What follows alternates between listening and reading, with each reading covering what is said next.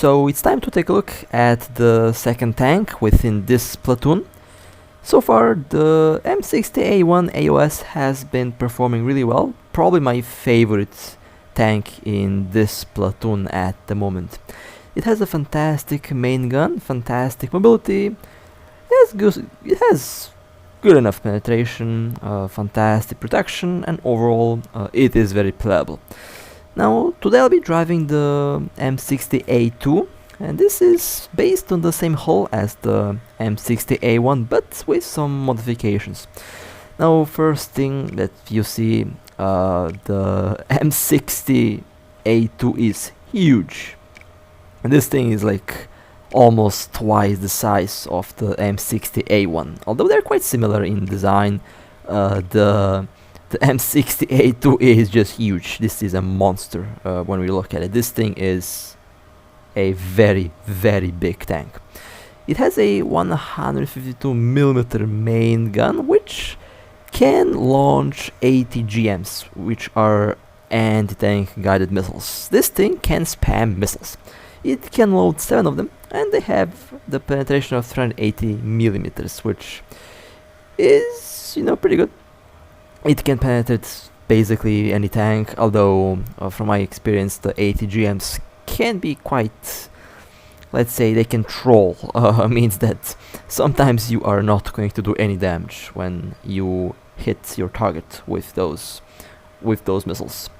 And I think this thing also has infrared, so when we get a night mode, these tanks will be quite fun to use. And I believe they also have night vision. Speed 48 km/h, but it goes much faster than that. This is surprisingly a very fast tank. Despite its size, it is very quick. Reverse 8 km/h, specific power is 14 horsepower per ton. It has 52 tons. For crew member, 380mm penetration. Reload 15 seconds. Turret rotation speed is 40 seconds. Now the armor. From the front, it has decent protection, but most vehicles within this tier can go through your frontal armor. But if angled, that's a different story. So the frontal armor on this thing is really good. It is well protected. The turret is also well protected. The sides and the rear are the least protected, but there is one notable weak spot that this tank has from the front. Do you see this huge turret? The turret on top of the turrets, the commander's turret with a machine gun. If you land a high caliber AP round, let's say high caliber 120mm or similar, if you hit that spot, the shell actually goes in and can change the trajectory and go towards the crew compartment downwards. So if you do get hit there, a low penetrating high caliber AP round can just disable the tank because of the spalling, secondary explosion, and things like that. A AP round with, let's say, APDS from APDS ammo or similar will most likely overpenetrate, but I would be careful about the other rounds that can do secondary damage, because that turret is basically the mini turret on top of the turret is basically the weak spot on this tank. But let's see how the M60A2 performs in combat. Okay, time to join the first match for today. And well, we have my favorite map here. This map became my favorite very quickly. It has everything that you basically need. It has good cover, it has fantastic flanking spots, and most importantly, it has very valuable positions that you can basically capture on the very start of the game. Now the M60A2 has fantastic frontal armor, but the sides and of course the rear are less protected, so make sure that you keep the sides and rear away from enemy guns. Tier 6 vehicles like the T-54 will be able to penetrate your side armor very easily, but against the frontal armor the T-54 might struggle, although the T-10A can put that 122mm shell in the commander's turret here, and yeah, the T-10A can kill this tank with one hit to the big turret on top of the turret. So that's one tank to be careful around, but most of the other vehicles shouldn't be able to do much against the frontal armor of this tank. ATGMs, missiles, rockets, bombs can kill this tank easily, so they should be tanks with ATGMs, SPAAs with ATGMs, and other vehicles with missiles or rockets should be the priority target, because they usually can disable this tank in one hit.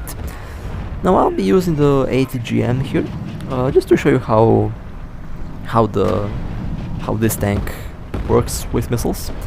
The missiles are kind of tricky to use. You can't really aim directly, you have to aim a bit above and then guide the missiles, since they are guided missiles after all. Anti-tank guided missiles, and well, the missile is loaded. And this is a perfect match to show you how this thing works. Although admittedly, I actually prefer the first tank more over the second one, because APDS ammo is just much better than heat ammo. Heat is good, but I don't really trust it that much. Usually because heat is effective against flat surfaces, but most of the vehicles over here don't really have something called a flat surface. So yeah. Although it does penetrate, it does do damage, but I prefer APDS. I had much more success with APDS than with heat. Although ATGMs are fun to use, so first ATGM launch was a failure. I missed. I hit the friendly, but thankfully there is no... Well, I wish that there was friendly fire enabled. Would solve a lot of problems, honestly. But friendly fire is not enabled, so I can't do... I can't blow up friendlies with ATGMs. So you aim a bit above the tank and then you launch the missile, and at this range it basically just impacts the center, and as you can see, it does blow up the tank in one hit. Sometimes it doesn't, so the ATGMs can be quite trolly at times, and they're very good against heavily armored targets. If your heat can't penetrate the target, then the ATGM can do the job. You can use the HE, you can use the heat to disable the enemy main gun from firing, and then you load the ATGM and you launch the ATGM at the target. And you can even launch the missile below the tank, which is kind of funny because, well, funny. It is not funny. It's basically what would happen if a missile just blows up below the tank, because there is basically no armor below the tank. Another successful ATGM hit and one more missile left. This thing is very fun with missiles. If you manage to make the missiles fly, then you will have a lot of fun with this monster. This tank is really ridiculous with missiles. There we go, nice. And well, now I am left with heat ammo. I have 13 kills, so this is already going pretty well. A decent little match, as I like to say, farming time. It's very chill to fly these tanks, to drive these tanks. 14 kills, not bad. Should be a decent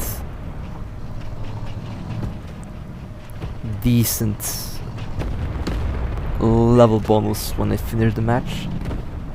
Hopefully I can get some more kills. Another T-10A. As mentioned before, the T-10A can kill this tank if they hit your turret on top of the turret. Well, turret on top of the turret, the machine gun hatch or the commander's hatch. Not really sure how to call it. But the match ended and I have, well, 15 kills but 14 registered, which, you know, is a pretty good score. And that was a very good match, not gonna lie. That was a fantastic match. Alright, let's go to the next one. So here I have the IC map, and on this map you can go over here. Basically very good spot for this tank, since it has very good frontal armor. Although you have to be careful because you can't really shoot through those wagons, because heat detonates upon impact. Although I've actually had heat shells bounce, which is impossible, but when I drive the tank and when I use heat ammo, it's possible. So that's something that you should look out for. A bouncing heat shell. Yeah, happens when I drive the tank. I have the ATGM loaded. Now I'm waiting for a victim where to launch the ATGM. Let's just go towards this little area. There are 3 tanks that need to be destroyed. And well, this is why you aim the ATGM a bit above the tank, because if you don't, it goes to the ground. So not too sure from which point of the tank does the ATGM start to fly, although it does work a little bit different from the heat shell, so it does have a learning curve to the whole ATGM thing, which is, I guess, interesting. Now I can use the heat shell to technically kill this tank, but I don't want to do that. I'll just save that for something else. Okay, the driver of the Titan-A has been killed. Now let me load the ATGM, and let me launch the ATGM when it's loaded. Yeah, that Titan-A is looking at me. Okay, aiming above the tank a little bit. Launch missile. There we go. Nice. Tank wrecked with the missile. Second ATGM is loading in, waiting for the... I feel like the missile is loading faster than the heat shell, which is interesting.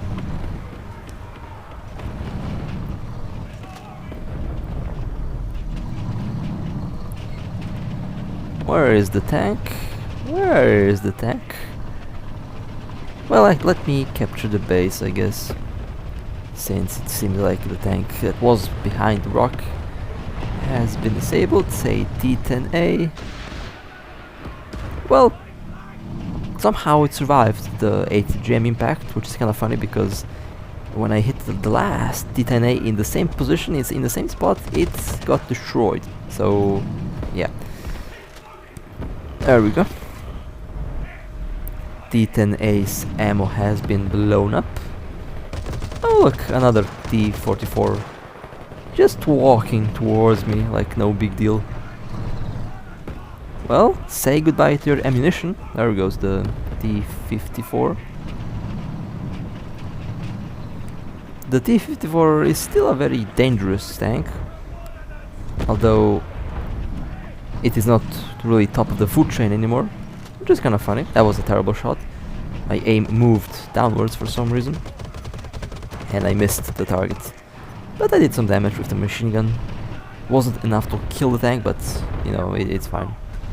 Someone else will get the kill, and there is one more vehicle to the side. Let me try, and the ATGM will be the next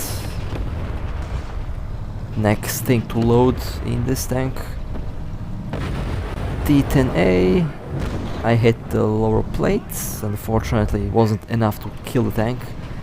It should have killed it, but that rarely happens when I'm firing at it, so yeah. Someone has bombed them, so that means I can go and capture base, hopefully. Unless I get jumped by a tank from the enemy base nearby. Let me go and capture the base first. So the missile, the ATGM on this thing is very fun to use. It does have a learning curve, and overall does work in a different way than the previous ammo types that we had. This tank is definitely unique in that aspect. This is one of the first missile spamming tanks. Well, first.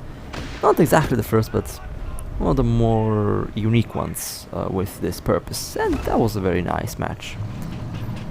That was a object in the end that got bombed. Well, bombed. It ate a missile, literally. And that missile did a lot of damage. Nice, let's go to the next round. Now, why do I say that I enjoyed the M60A1 AOS more than this thing? Well, again, it is mostly because of the ammo. APDS ammo is fast, doesn't have much, doesn't have, you know, a lot of issues with penetration. It's very the round is very fast. You don't have to aim high up that much, and it doesn't really suffer from the problems that heat suffers. It doesn't really care at any angled armor; it just goes through. And overall, I've had much more success with the M60A1 using APDS than using the M60A2 with heat or with ATGMs. Now, I will admit the ATGM is fun. When it hits, but I've had situations where the ATGM would not do anything on tanks that should have been just blown to bits upon impact from a missile. So the heat shells and the ATGMs overall have that troll aspect to them. If the snail says no, it will be no. But with APDS, I kind of know what to expect, so you can aim at the weak spots, and usually when you hit the weak spot, it basically does disable a tank in 1 or 2 hits. However, this is a high caliber heat shell. This is a very big gun. This is basically a high tier KV2, technically. So, well, if KV2 could yeet missiles, this is what it would look like. So this is kind of a unique tank in that aspect, and definitely fun to use. But you know, my luck just doesn't really allow me to drive some tanks, even though they're very good and they're fun. This is one of those tanks that is very fun to drive, but I just don't really have much luck with it. I have more luck with the M60A1 than with the M60A2. Although this thing is huge. I mean, when you look at the size of this thing, it is incredible. And we have a T-54 that survived the heat shell, although the crew should be dead, but they're somehow still alive, even after they're missing arms and legs upon the heat shell penetrating them. But no, it's fine. I definitely do not want to be inside of anything that got hit by this heat shell. And this is also a short-barreled gun, but heat doesn't really care about shell velocity. The shell does work in a different way. APDS and other AP ammo does depend on gun length, on shell velocity as well. Heat doesn't really care about that. It just cares that you impact on a flat surface. That's all you have to do with heat shells. Well, this match was basically a walk in the park, honestly. It was a very, very nice little match. The team was pretty good. Didn't really have to do much. My team basically did most of the work, so that was fun. It's fine. And this guy is spamming smoke. Okay, yeah. Don't do that. Just don't spam smoke. It is not helping anyone. This is where I wish that that friendly fire was on. That T-54 would be blown up if there was. And that was a victory. Also, very nice little match. So this was the M60A2, or a pretty interesting tank, very fun to drive tank as well. And I'm definitely going to be, well, I'll definitely try to do much better with this tank next time. So with that being said, hope you guys enjoyed. If you would like to support me, feel free to like and subscribe. And with that being said, stay safe. As always, I'll see you next time.